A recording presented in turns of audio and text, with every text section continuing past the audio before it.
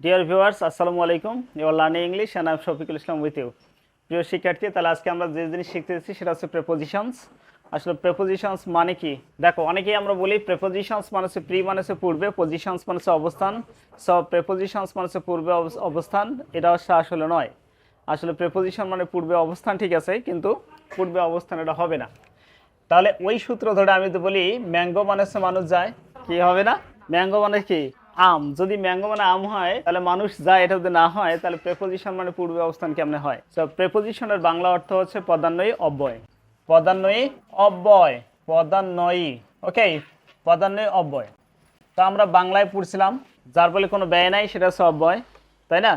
সব প্রেপোজিশনস কাকে বলে?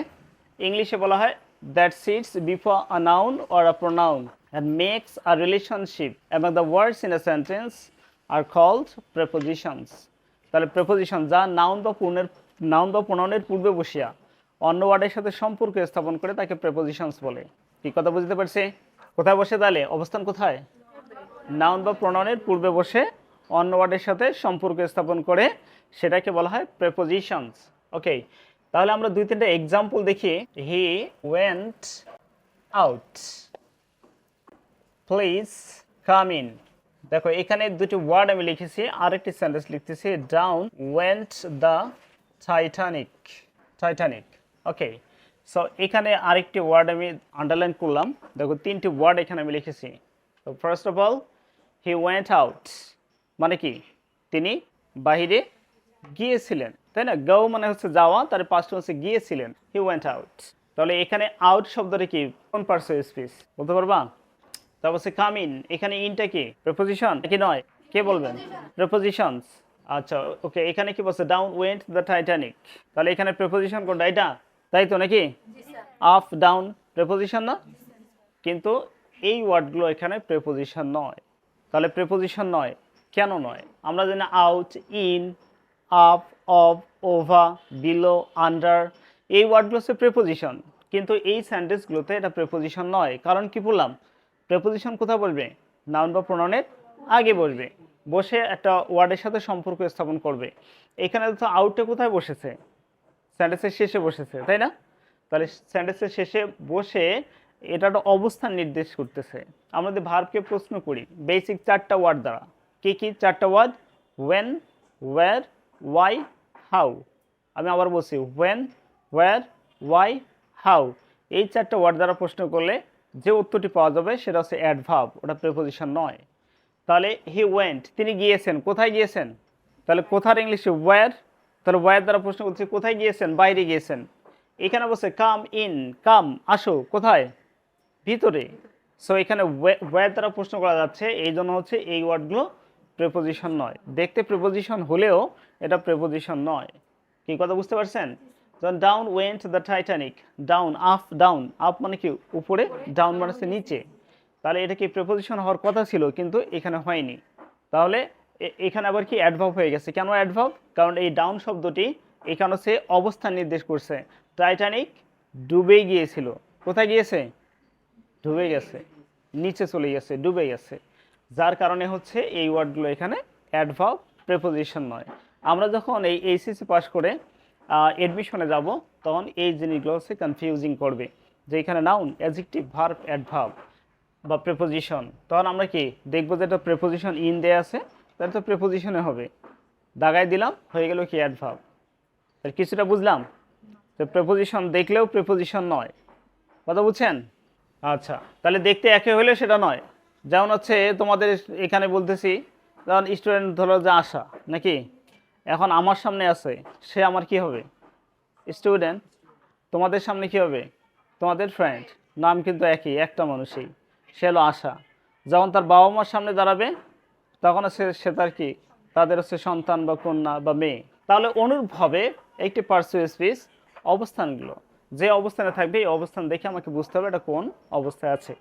সো আমরা এবারে প্রেপোজিশনের বেসিক কিছু জিনিস দেখে নিব।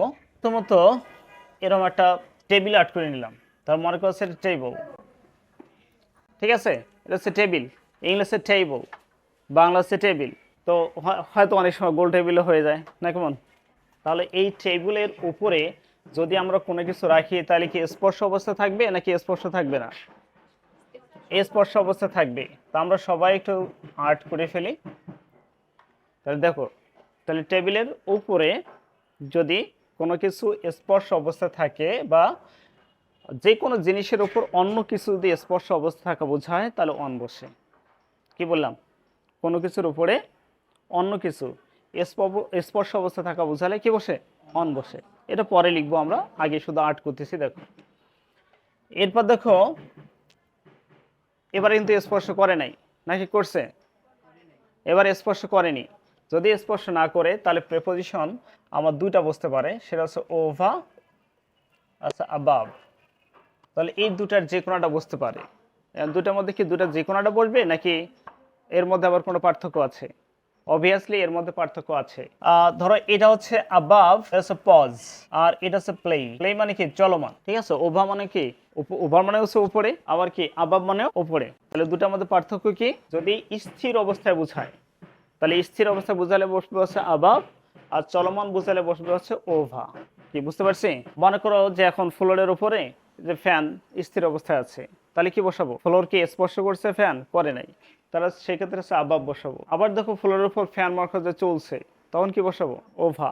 মনে করো বিল্ডিং এর উপর দিয়ে একটা পাখি উড়ে গেল, তাহলে কি বসাবো? তাহলে হচ্ছে ওভা। আবার কি বিল্ডিং এর উপরে হয়তো একটা পাখি বসে গেছে, তাহলে কি বসাবো? তাহলে হচ্ছে ওয়ান বসাবো, কারণ বসে গেছে তো, স্পর্শ করছে। ঠিক আছে। আচ্ছা, এখন দেখো যে আকাশ আমাদের উপরে আছে, তাই না? স্পর্শ করে আছে না, তাহলে স্পর্শ করেনি, তাহলে কি বসাবো? সেগুলো হচ্ছে আবাব বসাবো। ঠিক আছে, এটা স্থির অবস্থায় আছে। Clear idea? অপরদিকে সূর্য চন্দ্র, এটা কি চলমান অবস্থায় আছে, তাই না? সবসময় চলছে, কারণ পূর্ব থেকে পশ্চিমে চলে আসতেছে, তাহলে সেক্ষেত্রে কি বসাবো? ওভা। আন্ডারস্ট্যান্ড? ঠিক তাই এখন যদি নিচে কোনো কিছু থাকে তাহলে আমার প্রেপোজিশন বসতে পারে হচ্ছে আন্ডার, বিলো অ্যান্ড বিনিথ। ঠিক উপরে যেমন ছিল এখানেও তাই। সো এখানে আবার এটা এটা, তাহলে এখানে আর ব্যাখ্যা আমি আসতেছি না। ওকে, বুঝতে পারছি তো উপরেরগুলো নাকি? যদি কোনো কিছুর নিচে অন্য কিছু, এবার যেমন হচ্ছে আমাদের পায়ের নিচে কি আছে? মাটি আছে, ফ্লোর আছে, তাহলে সেক্ষেত্রে হচ্ছে আন্ডার বসে দেবো অথবা বিলো বসাবো। আর বিনিথ হচ্ছে যদি চলমান বোঝায় তাহলে বসাবো। ওকে, রাইট?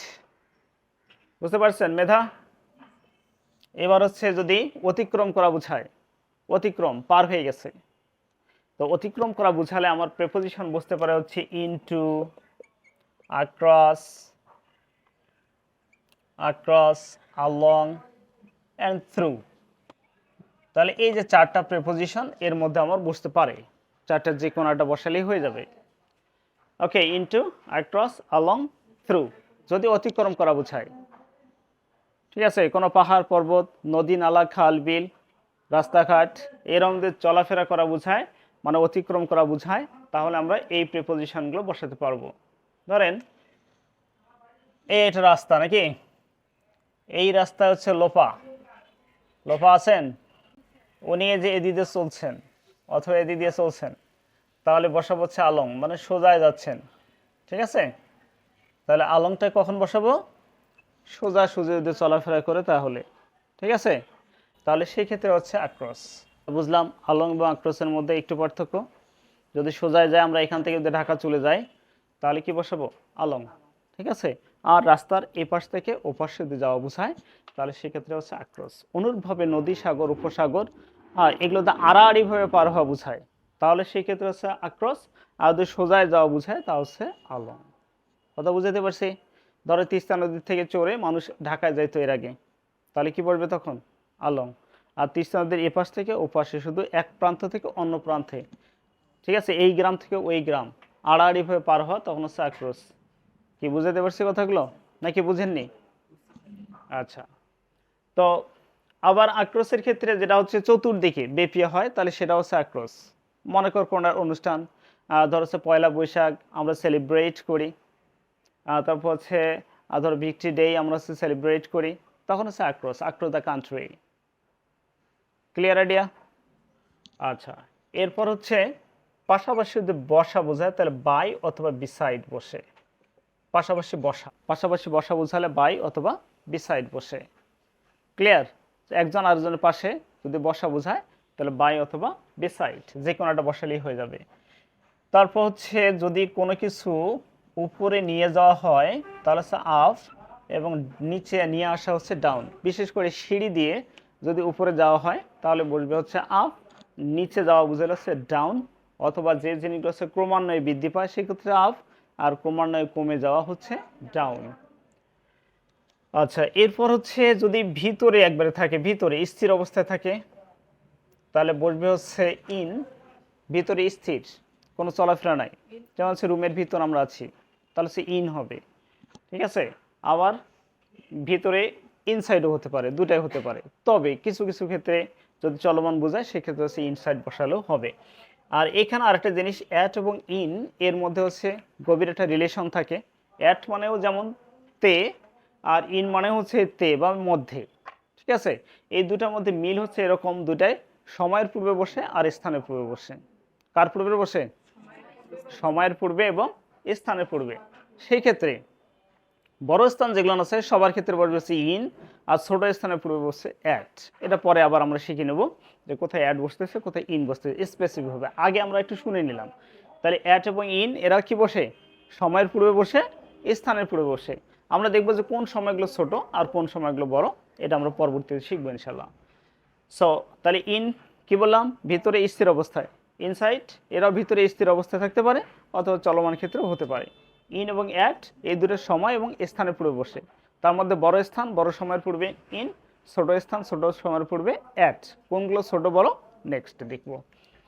এবার দেখো এইটার চতুর্দিকে, মানে আমার এই টেবিলের চতুর্দিকে, বাড়ির চতুর্দিকে, স্কুলের চতুর্দিকে বেষ্টিত ঘেরা দেয়া আছে, তাহলে সেই ক্ষেত্রে আমার কি বসতে পারে? সে হচ্ছে আরাউন্ড, অথবা রাউন্ড অথবা আরাউন্ড। চতুর্দিকে মানে বেষ্টিত বা ঘেরাল দিয়ে বোঝায়, তাহলে বসবে হচ্ছে আরাউন্ড। বুঝতে পারছি?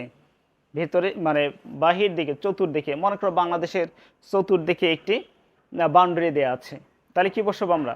তখন হচ্ছে আরাউন্ড, প্রিপোজিশন হিসেবে আরাউন্ড বসে দেব। কি রাইট? বুঝতে পারছি? এখন যদি কোনো কিছু সামনে বোঝায়, সামনে, তাহলে সামনে হচ্ছে in front of. In front of, in front of মানে হচ্ছে সামনে। আবার যদি কোনো কিছুর পিছনে বোঝায় তাহলে পিছনে হচ্ছে ব্যাক বা বাহাইন্ড। ব্যাক অথবা বাহাইন্ড, আমরা বিহাইন্ডও বলতে পারি, কোনো প্রবলেম নাই, বিহাইন্ড অর বাহাইন্ড। তাহলে পিছনে যদি বোঝায় তাহলে হচ্ছে ব্যাক বা বাহাইন্ড, আর সামনে বোঝালে কি? In front of. তারপর হচ্ছে যদি বাহিরে বোঝায়, একবারে ভেতর থেকে বাহিরে, অথবা হচ্ছে নাই, কোনো স্থান নাই, তাহলে সেক্ষেত্রে হচ্ছে আউট অথবা আউট অফ। আউট অথবা আউট অফ। যদি কি বলছে you are out of my mind, তার মানে কি এখন আমার তুই মনের মধ্যে আছো নাকি? হ্যাঁ, you are out of my mind মানে কি? মানে তুমি আর আমার মনের মধ্যে নাই। কি বুঝতে পারছি? তাহলে দেখো, শুধু একটা ডায়াগ্রাম আমরা দেখে অনেকগুলো প্রেপোজিশন বুঝতে পারলাম। আমি আরেকবার তোমাদের জন্য বলতেছি, বি কেয়ারফুল। তাহলে প্রথমে হচ্ছে আমাদের একটা টেবিল আমরা নিলাম, বা যে কোনো এরকম একটা ফ্লোর ধরলাম। এই ফ্লোরের উপরে যদি কোনো কিছু স্থির অবস্থায় থাকে বা স্পর্শ অবস্থা থাকে তাহলে কি বলবে? অন। যদি স্পর্শ না থাকে তাহলে ওভা বা আবাব বসে। সেই ক্ষেত্রে হচ্ছে স্থির বোঝাচ্ছে আবাব, চলমান বোঝাচ্ছে ওভা। ঠিক নিচে যদি আসি তাহলে কি আন্ডার, বিলো, বিনিথ। তাহলে 3 3 6। অতিক্রম করা বুঝালে কি বসে? Into, across, along, through. Okay, অতিক্রম করা অর্থাৎ এক স্থান থেকে অন্য স্থানে চলে যাওয়া। তারপর হচ্ছে পাশাপাশি বসা বোঝালে বাই বা বিসাইড। কোনো কিছু উপরে নিয়ে যাওয়া বোঝালে আপ, নিচে নিয়ে আসা বলছে ডাউন। তারপর ভিতরে স্থির অবস্থায় থাকা বোঝালে ইন বা ইনসাইড। কিছু ক্ষেত্রে চলমান বোঝালেও ইনসাইড বসে। অ্যাট এবং ইনের মধ্যে সম্পর্ক হচ্ছে দুইজনেই কার পূর্বে বসে? সময়ের পূর্বে বসে অথবা স্থানের পূর্বে বসে। সেই ক্ষেত্রে বড় স্থান বড় সময়ের পূর্বে ইন, ছোট স্থান ছোট সময়ের পূর্বে অ্যাট বসে। বেষ্টিত বা ঘেরা বোঝালে আরাউন্ড বসে। সামনে বোঝালে হচ্ছে ইন ফ্রন্ট অফ বসে, পিছনে বোঝালে হচ্ছে ব্যাক বা বাহাইন্ড বসে। আর নাই যদি বুঝে আমরা বাহিরে চলে গেছে এখন আর নাই, সেক্ষেত্রে আউট অথবা আউট অফ বসে। ক্লিয়ার? বুঝতে পারছি ইনশাল্লাহ? Okay, I hope you understand. For more videos please stay connected with us and follow our YouTube and Facebook page also.